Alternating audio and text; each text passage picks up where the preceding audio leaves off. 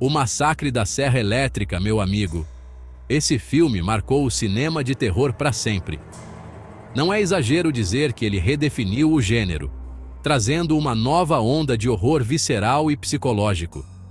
Lá em 1974, com uma produção mais humilde, ele chocou o público com uma violência crua, daquelas que te deixam sem ar. A direção de Tobe Hooper e a atuação intensa do elenco criaram uma atmosfera de pavor que era quase palpável. A história? Um grupo de amigos que cai nas mãos do Leatherface e da família dele, uma cambada de canibais. Eles estavam apenas em busca de diversão, mas acabaram encontrando um pesadelo vivo. Cada cena é um mergulho mais profundo no terror absoluto. Deu até medo de lembrar, né? A tensão é constante e o medo é real. A cada esquina, a cada sombra, a ameaça de Leatherface se torna mais e mais opressiva. O Leatherface, com aquela máscara de pele humana e a serra elétrica, virou um ícone do terror, reconhecido no mundo todo. Ele não é apenas um vilão, ele é o pesadelo encarnado, uma figura que assombra os sonhos de muitos até hoje. E o mais assustador é que a história tem um pé na realidade, inspirada num caso que arrepia até os cabelos da alma. A brutalidade do filme é um reflexo de horrores que realmente aconteceram. É a história do Ed Gein, o carniceiro de Plainfield, que inspirou a criação do Leatherface. Gein era um homem perturbado, cujos crimes chocaram a nação e deixaram uma marca indelével na cultura popular. Preparado para essa viagem macabra? Se você acha que tem coragem, revisitar o Massacre da Serra Elétrica é uma experiência que vai te deixar arrepiado. Cada detalhe, cada grito, cada momento de pavor é um lembrete do poder duradouro do verdadeiro horror. Já se inscreva e deixa o like, hein? O Ed Gein, gente, esse cara espalhou terror pela zona rural dos Estados Unidos nos anos 50. Ele não era apenas um criminoso comum. Ele se tornou uma lenda macabra, um verdadeiro monstro que inspirou inúmeros filmes e livros de terror. Nascido em 1906 em Plainfield, Wisconsin, o cara já tinha uma vida complicada desde pequeno. A infância dele foi marcada por uma série de eventos traumáticos que moldaram sua mente perturbada. A mãe dele, uma fanática religiosa, controlava ele com mão de ferro e abusava do coitado. Ela pregava que todas as mulheres, exceto ela, eram instrumentos do diabo, e isso teve um impacto profundo na psique do jovem Ed.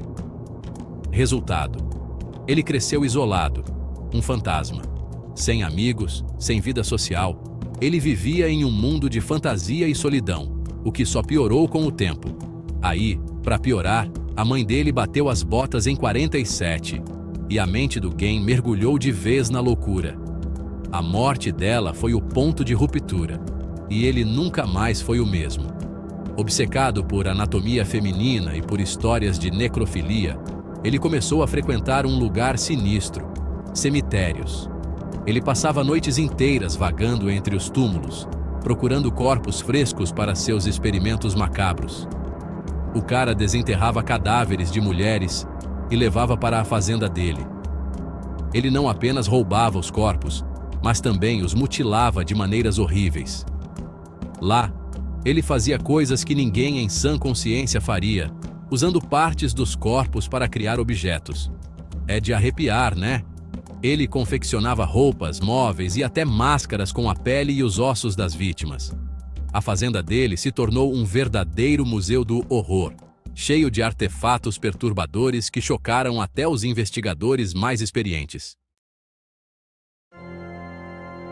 Em 1957, a casa caiu para o Gein. A polícia invadiu a fazenda dele e, meu amigo, o que eles encontraram lá era coisa de filme de terror. Móveis forrados de pele humana, caveiras usadas como tigelas, um abajur feito com pele, uma verdadeira casa dos horrores. E tinha mais. Encontraram o corpo da Bernice Worden, uma mulher que tinha desaparecido. Ela estava decapitada e pendurada de cabeça para baixo. O Gein confessou o crime e também o assassinato de outra mulher. Diante daquelas barbaridades, ele foi considerado insano e passou o resto da vida mofando num hospício. Mas a história não acaba aí. O alcance de Gein. A influência do Ed Gein vai muito além do Leatherface, viu? Ele também inspirou o Norman Bates, aquele personagem perturbado do Psicose, de 1960. Aquele que usava a pele da própria mãe. E tem mais, o Buffalo Bill, de O Silêncio dos Inocentes, de 1991, aquele que esfolava as vítimas para fazer um traje feminino, também bebeu da fonte do Gein. E não é só no cinema que ele aparece, não. Livros, músicas, séries de TV. O cara virou um ícone pop, a personificação do mal que se esconde atrás da máscara da normalidade. Realidade distorcida. Gein versus ficção. Quando falamos de Ed Gein, estamos falando de um dos criminosos mais infames da história americana. Mas, como muitas vezes acontece, a realidade e a ficção se misturam, criando uma imagem ainda mais aterrorizante. Mas calma lá, vamos separar as coisas. Uma coisa é a vida real, outra coisa é a ficção. A vida real de Gein foi marcada por crimes horríveis, mas a ficção muitas vezes exagera para criar um impacto maior. O massacre da Serra Elétrica, apesar de inspirado no Gein, deu uma exagerada, né? O filme pegou elementos da vida de Gein e os transformou em algo ainda mais grotesco e chocante para o público. A família de canibais e as mortes brutais são coisas de cinema. No filme, vemos uma família inteira envolvida em atos de canibalismo e violência extrema, algo que não tem base na realidade dos crimes de Gein. O Gein, por mais terríveis que tenham sido seus crimes, agia sozinho. Não era o líder de uma gangue de sádicos. Ele era um solitário, um homem perturbado que cometeu atos horríveis por conta própria. A ficção sempre aumenta o tom para chocar a gente. Os diretores de cinema sabem que o público busca o extremo, o bizarro, e por isso exageram nas histórias. Mas, falando sério, a história real do Gein já é assustadora o suficiente. A casa onde ele vivia, isolada e cheia de segredos macabros, é um cenário de pesadelo por si só. A obsessão por cadáveres, a criação de objetos com restos mortais e a frieza dos atos dele. Gein não precisava de uma gangue para ser aterrorizante. Seus próprios atos já eram suficientes para chocar o mundo. É de colocar o cara na lista dos assassinos mais cruéis da história. Ele está ao lado de nomes como Ted Bundy e Jeffrey Dahmer, não por causa de uma ficção exagerada, mas pelos horrores reais que cometeu. A linha entre realidade e ficção pode ser tênue, mas no caso de Ed Gein, a verdade é mais estranha e assustadora do que qualquer filme de terror. O Ed Gein deixou uma marca e tanto no mundo, né? Virou sinônimo de horror e depravação.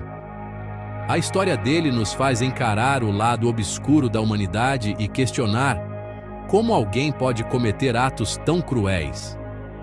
A fixação pelo Gein talvez seja um reflexo da nossa própria curiosidade pelo macabro. A gente quer entender o que se passa na cabeça dessas pessoas, talvez para ter certeza de que somos diferentes. Mas a verdade, meu amigo, é que o mal está adormecido dentro de todos nós, em algum lugar obscuro da mente. O massacre da Serra Elétrica e a história do Ed Gein nos mostram que, às vezes, a realidade supera a ficção de maneiras assustadoras. O terror que a gente vê nos filmes e livros, muitas vezes, tem raízes em eventos reais, que servem como um espelho distorcido da nossa sociedade e seus medos.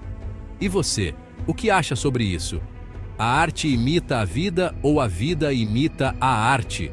É uma questão intrigante. Deixa aí nos comentários a sua opinião sobre essa linha tênue entre a realidade e a ficção no mundo do terror. O que será que assusta mais? A realidade ou a ficção?